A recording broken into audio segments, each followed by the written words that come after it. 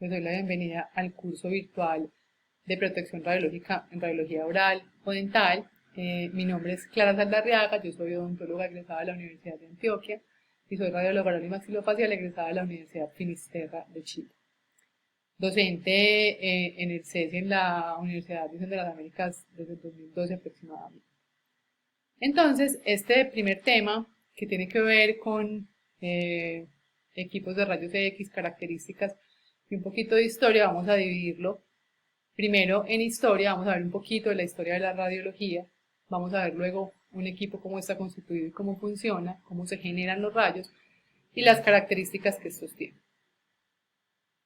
Entonces, lo primero es saber quién descubre los rayos X. Los rayos X los descubre un físico alemán llamado Wilhelm Conrad Röntgen. Los descubre el 8 de noviembre de 1895. Él está haciendo experimentos en su laboratorio en la Universidad de Würzburg y está trabajando con unos tubos de Crookers y rayos catódicos y unas placas de platino cianuro de bario. Entonces interpone entre los tubos y las placas o películas diferentes objetos y empieza a ver que los rayos que salen generan una luminiscencia, una fluorescencia, y a esos rayos, por ser desconocidos, pues por no tener ningún conocimiento hasta el momento de ellos, los llama rayos X. Él obviamente continúa realizando experimentos, varios y diversos experimentos, exponiendo diferentes estructuras o elementos. Entre ellos, un día expone la mano de su esposa, que tuvo una exposición muy prolongada, y es la primera radiografía que se conoce en la historia de la humanidad, y saca, digamos, mucha información de ahí, y toda esa información es publicada el 28 de diciembre de 1895 en las actas de la Sociedad Físico-Médica, ¿cierto? Despertando obviamente todo esto el interés no solamente de los físicos sino también de la medicina y la odontología, por lo que encuentran beneficioso este tipo de imágenes para el diagnóstico de muchas estructuras que no podían verse antes clínicamente.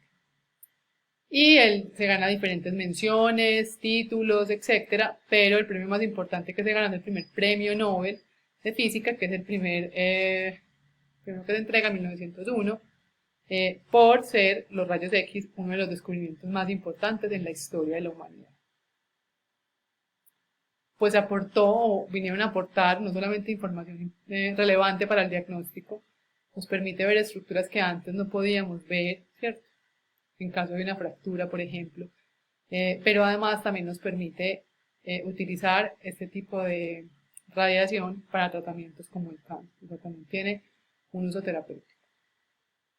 Ahora, entonces, desde el 27 de febrero del 96 empiezan a publicarse en diferentes revistas y magazines artículos que tienen que ver con esto, cartoons, etcétera, lo que simplemente genera un interés a nivel mundial por este nuevo descubrimiento, ¿cierto? Repito, por todos los beneficios que veían que iba a traer para el diagnóstico especialmente, ¿cierto? Y en odontología, pues obviamente también despierta ese interés. Y hay un odontólogo en Alemania y otro en América que toman las primeras radiografías dentales, que son Otto Walfer, en Alemania, que en 1896 da a conocer la primera radiografía dental, que es esta imagen que ustedes pueden ver acá en la parte inferior, y que si de hecho vemos no puede diferenciar de los tejidos con claridad, si mostraba que iba a traer varios beneficios para el diagnóstico. Y en América es Edmund Kells quien toma la primera radiografía, hace diversas exposiciones o utiliza muchos los tipos de rayos X y de hecho desarrolla un cáncer en su mano y pierde incluso no solo los dedos de la mano sino también el brazo. Esa primera exposición que hablamos que realizó este doctor Otto Walford tuvo un tiempo de exposición de 25 minutos, que es un tiempo exagerado si lo pensamos en este momento. Ninguna radiografía periapical actualmente dura más de un segundo, entonces fueron tiempos exagerados que obviamente se presentaron porque no tenían las características actuales, los equipos ni habían desarrollado internamente un tubo con ciertas mejorías como los que hay actualmente. Estas eran las películas con que se irradiaban antes o a las que se irradiaba antes para adquirir la imagen. Y miren los equipos que también son bastante distintos, ¿cierto?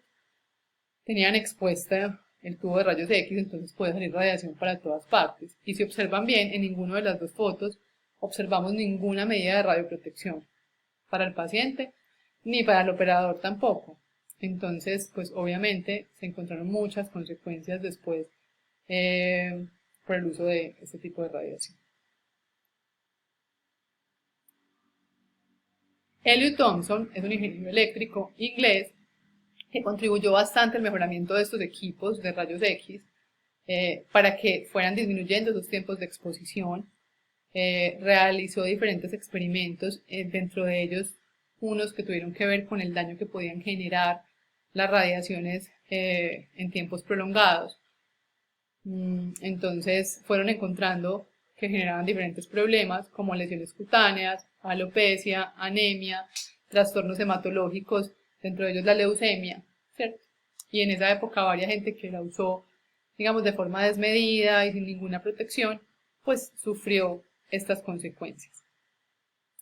Lo que tenemos en la actualidad es bastante distinto, si ustedes observan, pues estas son las películas que aún revelamos, que cada vez se utilizan menos y que no deberían usarse porque pues, se supone que ya lo que tendríamos que tener son todos medios digitales por diferentes razones, principalmente ambientales y también biológicas, porque cuando tenemos que revelar puede que tomemos la radiografía correctamente, pero si la radiografía quedó subrevelada, sobrerevelada, con manchas, etcétera, pues nos toca irradiar innecesariamente un paciente. Entonces la idea sería que no utilizáramos este tipo de imágenes. Con estos aditamentos digitales uno tiene la opción por lo menos de que con los software que ellos trabajan puede corregir ciertas cosas como la densidad, el brillo, etc.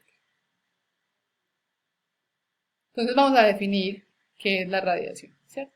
La radiación es la emisión y la propagación de energía a través de un espacio o de una materia y se da en forma de ondas o de partículas.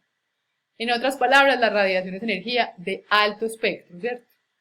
Es energía potente, que es capaz de desplazarse o de movilizarse a través de un espacio y que es capaz de atravesar diferentes estructuras, ¿cierto?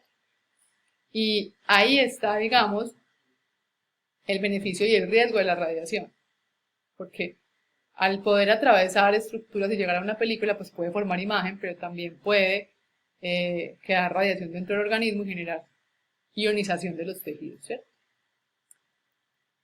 La radiación ionizante o los rayos X hacen parte del espectro electromagnético o la energía electromagnética, que tiene ondas de baja frecuencia y ondas de alta frecuencia. Dentro de las de baja frecuencia están las que no tienen pues, la capacidad de ionizar los tejidos, digamos, o generar una ionización, que están las ondas de radio, de microondas, los infrarrojos, la luz visible y la luz ultravioleta. Sin embargo, pueden generar ciertas consecuencias, pero no tienen la capacidad de ionizar. Las de alta frecuencia o alto espectro, sí, que ahí están los rayos X y la radiación gamma, además la cósmica.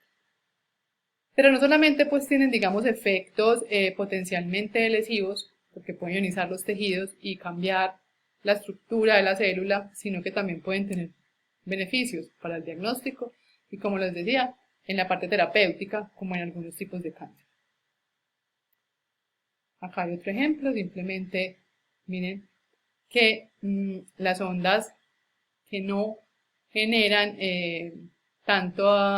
pues que no son capaces de ionizar, son ondas largas, hay una distancia importante entre sus crestas, y esas ondas largas no tienen poder de penetración importante, que son lo que hablábamos, microondas, celulares, ondas de radio, etcétera, luz visible, y ya empiezan a hacer ondas, digamos, más cortas, porque miren la diferencia entre sus picos, las que sí son ionizantes, como los rayos X y los rayos gamma, o la radiación gamma.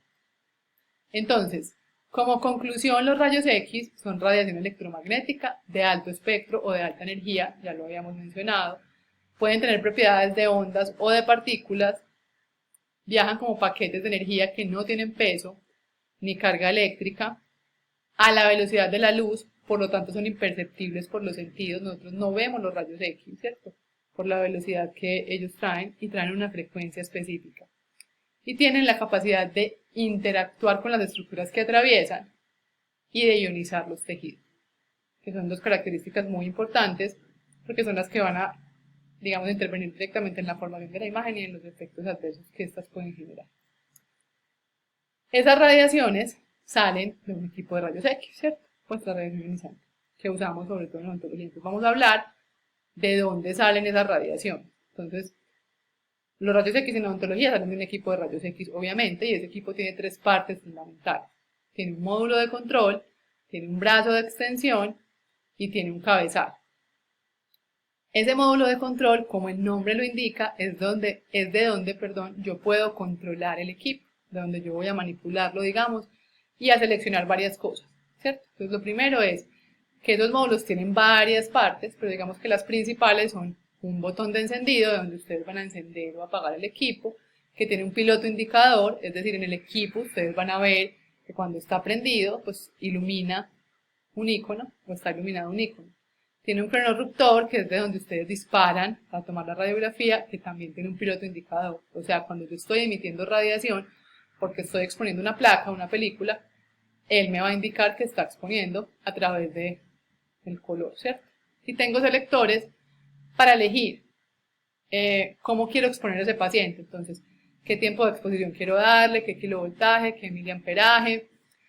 Además, elegir el tipo de paciente que estoy irradiando, porque no todos los pacientes son iguales, si el paciente es grande, si es delgado, si es alto, si es bajo. El tipo de diente también lo puedo seleccionar, etc. Es decir, varios selectores.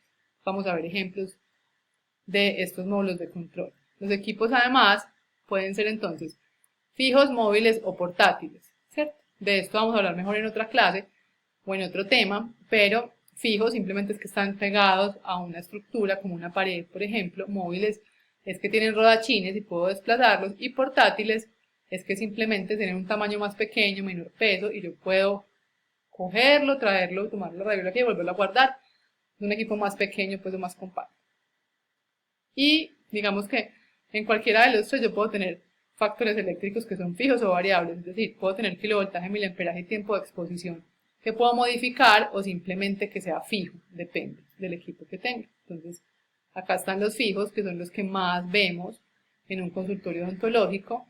Estos son con rodachines, que son móviles, y estos que son portátiles. Los que más se usan actualmente son los fijos o los portátiles, pero pues más los fijos. Entonces lo que les decía, él tiene un piloto indicador que me dice si está encendido. Si estuviera irradiando al paciente, este piloto indicador que está con el símbolo de la radiación me mostraría también algún tipo de tono, color, para saber que está irradiando. Y de acá selecciono el tiempo de exposición. Como decía ahora la diapositiva, decía que esto podía ser fijo o variable. Miren, acá dice factores eléctricos fijos o variables. Este ejemplo de este módulo nos está diciendo que este es fijo. Me está diciendo siempre tengo 70 kilovoltios y 7 miliamperios, que es como lo normal. Lo único que podría variar yo sería el tiempo de exposición. Podría subirlo con el más o reducirlo con el menos, o simplemente cambiando el tipo de paciente. Acá hay un paciente más ancho, digamos, y este es más delgado, entonces el paciente en niños podría ser el que está abajo, y en pacientes adultos el de arriba. Y además, podemos elegir el diente que queramos. Eso es importante porque no es igual irradiar un incisivo inferior que un canino superior o que un premolar superior. Son diferentes, tanto vestibulolingualmente como mesiodistalmente, ¿cierto? Si fuera a tomar una radiografía con sistemas digitales como un sensor, miren que también acá me permite elegir, porque el tiempo de exposición disminuye aún más con esos sistemas digitales. Y hay en el mercado muchos tipos de módulos de control, como pueden ver. Miren que se permite modificar también el kilovoltaje y el miliamperaje. Acá hay selecciono un tipo de diente, pero casi todos, digamos que se enfocan en lo mismo o traen básicamente lo mismo, ¿cierto? Ahora, vamos a ver entonces el brazo de extensión, que es el que sostiene el cabezote. No hay mucho que decir de él, simplemente permite mover el cabezote hacia adelante o hacia atrás, hacia arriba o hacia abajo, y internamente tiene unos cables que van conectados tanto al cabezal como al módulo de control.